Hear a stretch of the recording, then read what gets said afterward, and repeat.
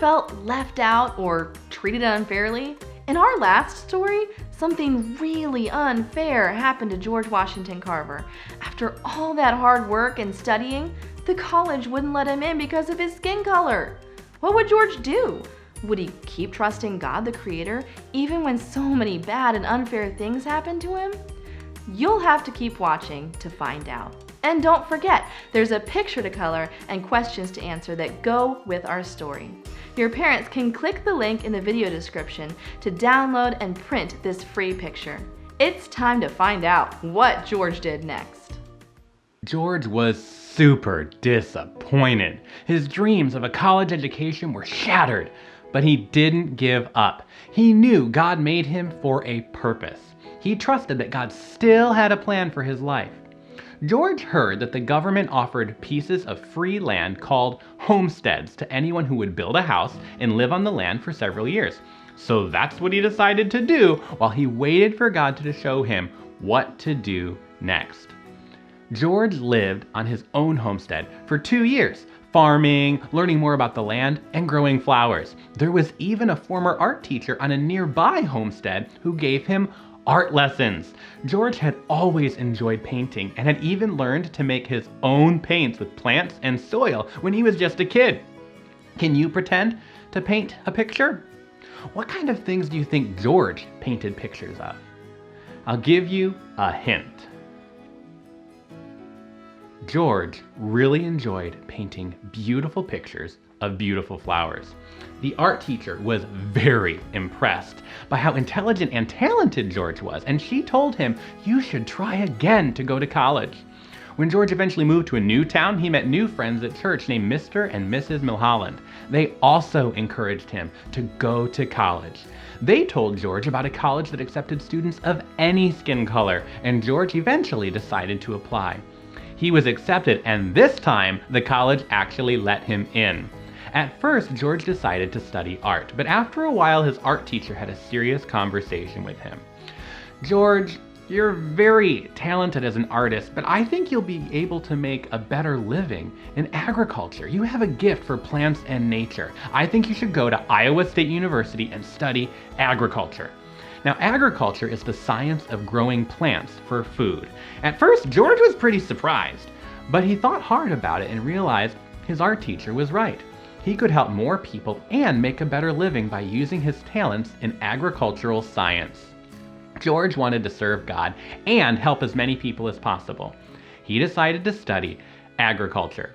His art teacher helped him get started at Iowa State University, and soon his new teachers were noticing his many talents in both science and art. George enjoyed studying the science of growing plants for food. What kinds of things do you think he learned? I've got some plants right here that people use for food, and I've studied a little bit about them. Let me tell you some of the things I've learned about pumpkins. Now, this is a pumpkin that one of my kids painted. Have you ever eaten pumpkin pie or pumpkin bread or something else made from pumpkin? Did you know that pumpkins are originally from Central America and Mexico, but they now grow on every continent except Antarctica? The heaviest pumpkin ever grown weighed more than 2,600 pounds. I learned that after studying pumpkins for a little bit. Have you ever eaten an apple? Did you know apples are members of the rose family? Did you know there are over 7,000 different varieties of apples? Those are some pretty cool things about apples. Have you ever eaten a carrot? Did you know carrots can be white, yellow, or even purple? In fact, orange carrots actually didn't exist at all until just a couple hundred years ago when people figured out how to use mutated purple carrots to produce orange carrots. Orange carrots are mutants. How cool is that? These are just a few fun facts I learned after studying for just a little bit. George Carver learned way more than this. He spent years studying the science of growing plants for food, and he loved it.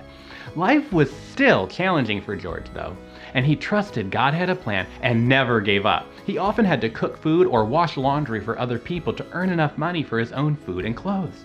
And God also used other people to help him. Once, some of the other students took him out and bought him a brand new suit. George had never owned a new suit before, and he took such good care of that suit that he was able to wear it for the next 50 years.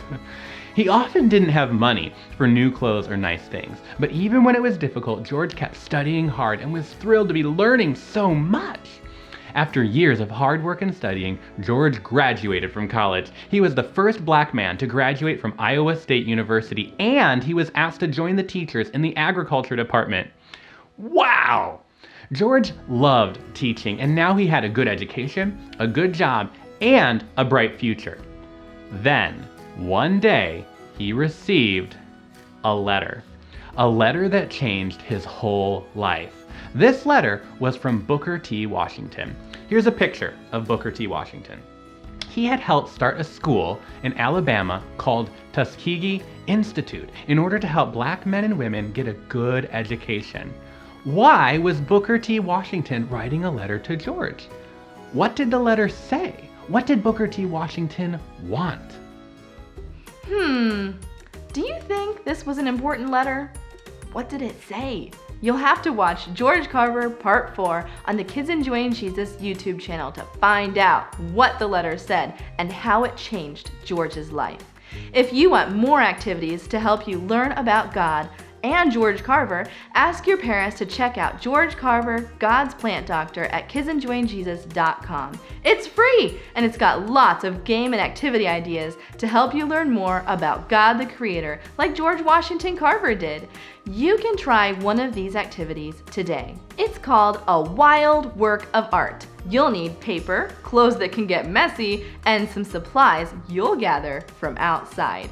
You're going to paint pictures of flowers and other plants God made, but you're going to make your own paint like George learned how to. Go outside and gather berries, dirt, and grass or leaves, but make sure you have permission to gather these things. Ask an adult to help you find a place where it's okay.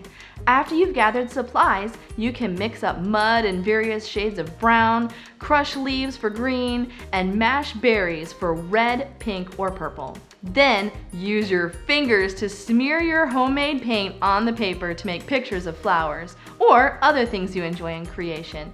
Your homemade paints won't be as bright or smooth as store-bought paint, but it's still fun. While you paint, you can thank God for the many colors and plants He created for you to enjoy. George Carver enjoyed painting, kind of like this when he was a kid, and I hope you'll enjoy it too, and that it will remind you to enjoy God, our Creator. Thanks for watching.